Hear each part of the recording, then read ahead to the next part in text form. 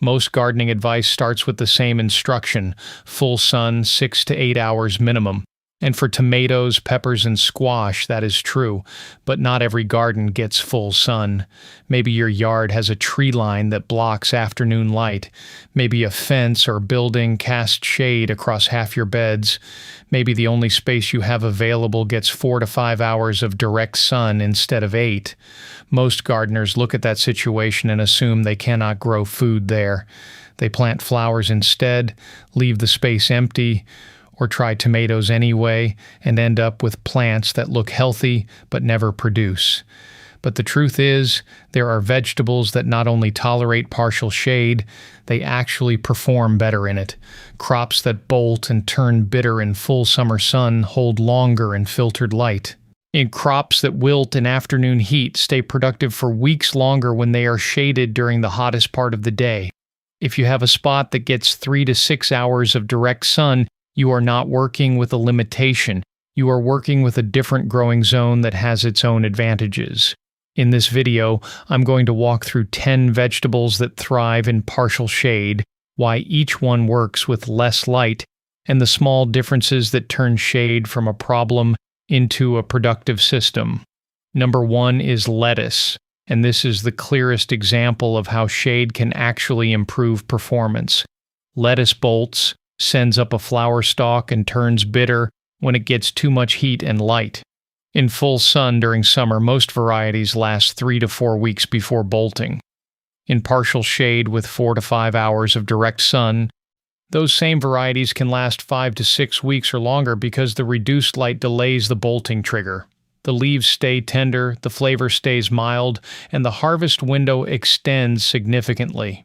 If you are growing lettuce in full sun right now and fighting early bolting every season, try moving just one planting to your shadiest spot. You will not go back.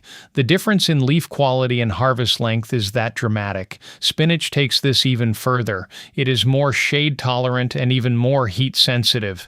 In full sun, it bolts almost immediately, sometimes within 2 to 3 weeks of reaching harvestable size. In partial shade, it stays in its vegetative phase longer, producing more leaves before it turns. Kale follows a similar pattern. It will grow in full sun, but in the hottest part of the season, the leaves can become tough and more bitter. In partial shade, growth is slightly slower, but the leaves stay more tender and better for fresh eating. And because kale produces for months, that difference compounds over time. Lacinato and Red Russian varieties are particularly good in partial shade. They produce thinner, more tender leaves in lower light conditions that are perfect for raw salads, whereas in full sun, those same varieties often develop tougher, more fibrous leaves that really only work well cooked. Arugula is another crop that improves noticeably with shade. In full summer sun, you may get only 2 weeks of usable leaves before it bolts and becomes overwhelmingly peppery. In partial shade, it holds for 3 to 4 weeks and the flavor stays balanced. Arugula in shade is one of the easiest ways to keep fresh greens going through the hottest months when everything else in the garden is focused on fruiting crops. Most gardeners have a salad green gap in July and August. Shade-grown arugula fills that gap perfectly.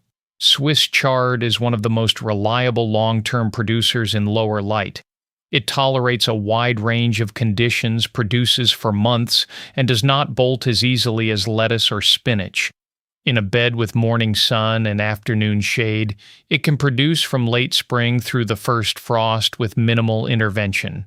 Chard also handles inconsistent light better than most vegetables. If your shade pattern shifts throughout the day, morning sun giving way to tree shade by noon, then dappled light in the afternoon, chard adapts to that without missing a beat. Most crops struggle with variable light. Chard just keeps producing. Root crops follow a slightly different logic, but they work just as well. Radishes and beets develop underground, so they do not depend on intense sunlight the same way fruiting crops do. In partial shade, they grow a little slower but more evenly. Radishes are less likely to become overly spicy, and beets stay in that ideal harvest window longer instead of turning woody too quickly. You also get the added benefit of edible greens from beets, which can be harvested continuously while the roots develop below. Golden beets and Kyoja beets are particularly good choices for shade because they tend to stay tender at larger sizes compared to standard red beets. That extra forgiveness in the harvest window pairs well with the slower growth rate you get in partial shade. Peas are one of the most overlooked shade-friendly crops. They prefer cool conditions and tend to shut down when temperatures rise. In full sun, their productive window is short. In partial shade, the cooler microclimate extends that window, allowing them to produce for longer into the season. Sugar snap peas are the best variety for shade because you eat the entire pod, which means even if total pod count is slightly lower than full sun, every single pod is usable food. Snow peas work well too. Shelling peas are the weakest choice for shade because you need higher volume to get a meaningful amount of shelled peas. Cilantro behaves the same way. In full sun and heat, it bolts almost immediately, often within 2 to 3 weeks. In partial shade, it can last twice as long, giving you a usable harvest instead of a constant cycle of replanting. I moved my cilantro from full sun to partial shade 2 seasons ago, and my usable harvest per planting roughly doubled because each sowing lasted twice as long before bolting. That one move ended my frustration with cilantro entirely. And finally, number 10, the one most people don't expect, bush beans. Most gardeners assume beans require full sun, and while that's true for pole beans, bush beans are more flexible. They are compact, fast-growing, and produce over a short window.